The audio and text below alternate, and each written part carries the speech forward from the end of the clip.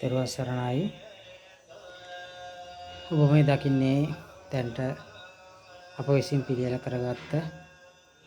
සුවඳ මල් සුවඳ දුම් පහන් ආලෝකයේ බලාපොරොත්තු වෙන්නේ පිළියෙල කරගත්ත සියලුම පූජා වූ ඒ භාග්‍යවත් වූ අරහත් වූ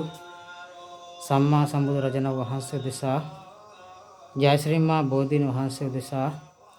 සර්වඥ ධාතුන් වහන්සේලා උදෙසා තැන්පත් කරගෙන සුරංගනා ලෝකයේ සමූහයේ උතුම් වූ බෝධි පූජාවක් සිද්ධ කර ගන්නට ඒ සඳහා අරමුණු වශයෙන් සමූහයේ ඇඩ්මින් වරියක් වන හර්සි සොහොයුරියගේ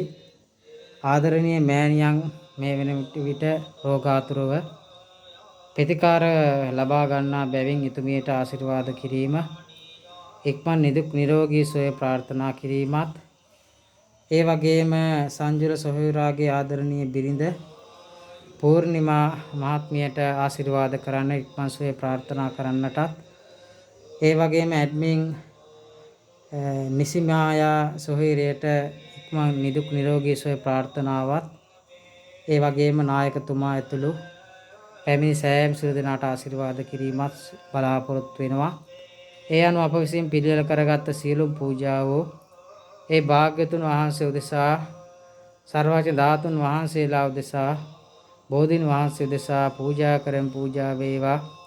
ඒ ලබා ගන්නා වූ සියලු පින් බලයෙන් අරමුණු කරගත්තේ මෑණියන්ට, ඒ වගේම මේ බිරිඳට, ඒ වගේම මේ සියලු දෙනාට තුනුරුවනේ ආශිර්වාද උදා වේවා, වාසනාව උදා වේවා. නවග්‍රහඵල ඇස්වා කටවා හෝවා කරදර විපත් අනෙවෙන කොඩවෙන බන්ධන සියල්ලක්ම දුරින් බුදල සිතක් සාන්තියක් උදා වේවා කියලා ආශිර්වාද කරනවා.